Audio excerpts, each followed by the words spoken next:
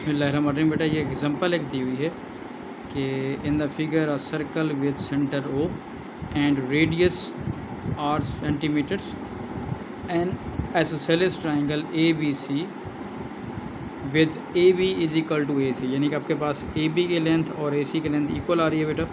If angle B A C, उसने angle आपको theta दिया हुआ है, where theta is less than greater than 0 degree and less than π/2, show that the area of triangle is given by r square sin theta into 1 plus cos theta.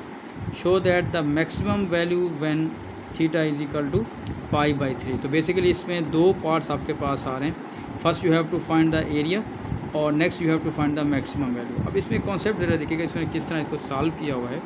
वो ये देखें कि अगर हम इसको इसके साथ मिला देंगे बेटा, तो ये भी रेडियस है और ये भी हमारे पास क्या आ रहा है, रेडियस आ रहा है। ठीक है कि अब उसने इसको यूँ कर दिया कि जो एंगल इसका दिया हुआ है, ये थीटा तो पूरा नहीं बनेगा, तो ये जो एंगल होगा और ये जो एंगल होगा, ये राइट एंगल देखें ट्राइंगल बन गई है। ठीक है, इसको भी उसने थीटा का नाम यहाँ पे लिख दिया है। तो अब इसमें कॉन्सेप्ट क्या बन रहा है कि जब हम इसका एरिया निकालने जा रहे हैं इस पूरी ट्राइंगल का, तो इस पूरी ट्राइंगल का में कॉन्सेप्ट क्या बनेगा, base 1/2 base multiply by height. तो 1/2 बेस पूरी आपकी बी सी है और हाइट पूरी आपकी क्या आ रही है, ए एच आ रही है। ठीक है जी। अब मेन कॉन्सेप्ट ये आ रहा है कि बी सी की वैल्यू क्या होगी और एच की वैल्यू क्या होगी, इसको आपने समझना है। अब देखें जब हम बी सी निकालने जा रहे हैं, बी सी देखें यहाँ पे फुल लेंथ की बात हो रही है, लेकिन हम फुल लेंथ से पहले बी एच की बात करते हैं। अब जब बी एच को फोकस करेंगे इस एंगल के मुताबिक बेटा, ये बन जाएगा परपेंडिकुलर और ये बन जाएगा हाइपोटेन्यूज। तो परपेंडिकुलर और हाइपोटेन्यूज जब हम इस्तेमाल करते हैं तो वो आपके पास बन जाता है साइन। ठीक है जी, साइन थीटा जब हम यूज़ करेंगे तो वो आपके पास आ रहा है परपेंडिकुलर ओवर हाइपोटेन्यूज। तो यहाँ पे sine theta is equal to तो B H over this one. ठीक हो गया, तो ये बन गया B H is equal to R sine theta B H. लेकिन हमने बी एच नहीं निकालना, हमने क्या निकालना है, बी सी। तो इसका मतलब है ये उसका डबल हो जाएगा। तो इसलिए देखिएगा यहाँ पे एक मैंने इसको सॉल्व किया हुआ है, तो B C is equal to 2r sine theta, ये आपके पास इसकी वैल्यू आ गई। क्लियर बेटा। अब आ जाएं आप ए एच पे। अब ए एच क्या है, बेसिकली ए एच ये पूरी जो लेंथ दी हुई है ये वाली, तो इसमें हम यूँ कर रहे हैं, पहले निकाल लेते हैं ओ एच। अब इस ट्राइंगल के मुताबिक ये एंगल दिया हुआ है, ये बन जाएगा आपका बेस या एडजेसेंट और ये बन जाएगा हाइपोटेन्यूज। अब बेस या adjacent over hypotenuse that is cos, तो cos theta is equal to O H over O B. अब ओ बी जो है वो आपका रेडियस है और ओ एच का हमें पता नहीं है। ठीक है ना जी, ओ एच इसका मतलब है जो ओ एच की जो वैल्यू हमारे पास आएगी तो वो हमारे पास जो बन रही है, इसको मैं अगर दोबारा से इसमें लिख लेता हूँ, एक मिनट। अच्छा बेटा देखिए, ये जो ट्राइंगल दी हुई है ये वाली, इसमें जैसे मैं आपको बता रहा था एडजेसेंट है, तो हमारे पास क्या आ जाएगा बेटा, ये ओ एच हमने फाइंड आउट करनी है। तो cos theta is equal to base over hypotenuse या एडजेसेंट ओवर हाइपोटेन्यूज। तो हमारे पास जो हाइपोटेन्यूज है दैट वन इज़ आर, तो ओ एच हमारे पास बन जाएगा और कॉस थीटा। लेकिन ये O H R cos theta है, लेकिन ओ ए जो है वो हमारे पास रेडियस आ रहा है। इसका मतलब है जो ए एच कम्प्लीट लेंगे तो that will be R into R cos theta. Clear हो के बाद अब आपके पास देखें 2 से बेटा 2 कैंसिल हो गया और यहाँ पे हमारे पास आर अगर हम कॉमन ले लेते हैं यहाँ से, तो आर बाहर जब आ जाएगी तो आर से आर यहाँ पे मल्टीप्लाई हो जाएगा, R square sine theta into 1 plus cos theta. तो ये आपका एरिया आ गया जो उसने कहा था कि शो करें। अब हम इसको जब डेरिवेटिव लेने जा रहे हैं उसको देखिएगा उसने कैसे डेरिवेटिव लिया है इसका। अच्छा देखिए, अब आपके पास जब इसका डेरिवेटिव लेंगे बेटा, तो आर स्क्वेयर जो है हमारे पास कांस्टेंट वैल्यू है, उसको तो मैंने बाहर निकाल दिया। इसमें क्या और डेरिवेटिव कैसे निकालते हैं कि फ़र्स्ट वैसे और डेरिवेटिव ऑफ सेकंड, तो 1 का तो डेरिवेटिव 0 हो जाएगा और कॉस थीटा किसका डेरिवेटिव होता है, माइनस साइन थीटा का। उसके बाद प्लस डेरिवेटिव ऑफ फर्स्ट और सेकंड वैसे, ये वैसे हो जाएगा। अब आप देखें यहाँ पे अगर इसको जो मल्टीप्लाई कर रहे हैं तो ये बन रहा है हमारे पास साइन स्क्वेयर थीटा। क्या बन रहा है, साइन स्क्वेयर थीटा। और जब इसको मल्टीप्लाई करेंगे ये बन रहा है हमारे पास कॉस थीटा और प्लस कॉस स्क्वेयर थीटा। अब इसमें एक रूल हमने पीछे पढ़ा हुआ है कि sine square theta plus cos square theta is equal to 1। तो जब हमने इसको मल्टीप्लाई किया साइन स्क्वेयर थीटा, तो अगर उसको इधर ले जाते हैं तो that will be sine square theta is equal to 1 minus cos square theta, और ये माइनस बाहर आ जाएगा आपके पास। ठीक हो गया बेटा।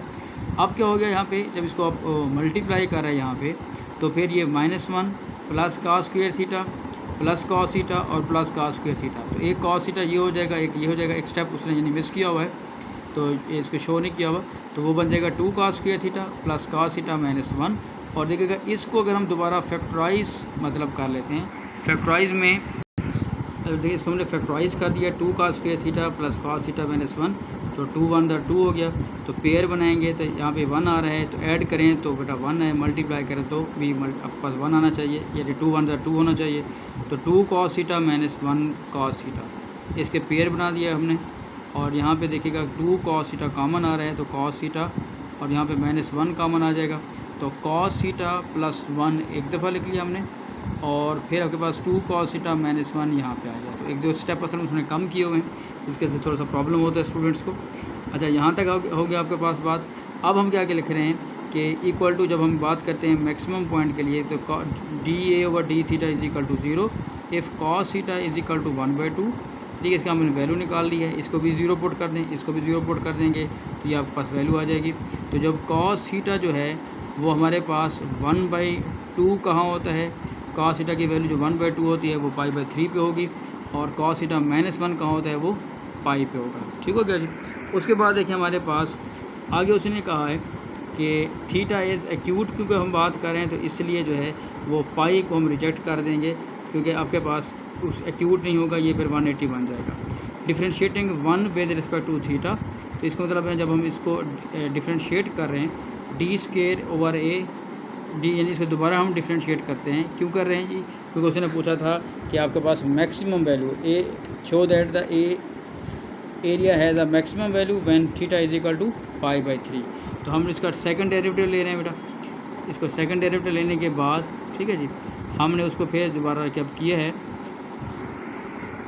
तो बेटा देखिएगा इसको अगर हम इस वाले जो एक्सप्रेशन है इसको दोबारा अगर हम मल्टीप्लाई करते हैं पहले सेकंड डेरिवेटिव लेने से पहले, तो ये बन जाएगा बेटा आर स्क्वायर, और 2 कॉस थीटा को हम इससे भी मल्टीप्लाई कर रहे हैं और इससे भी मल्टीप्लाई करेंगे, इस तरह -1 को भी इससे भी मल्टीप्लाई करेंगे और दूसरी वैल्यू से भी मल्टीप्लाई करेंगे, तो हमारे पास ये आ रहा है 2 cos square theta plus 2 cos theta minus cos theta और माइनस का 1।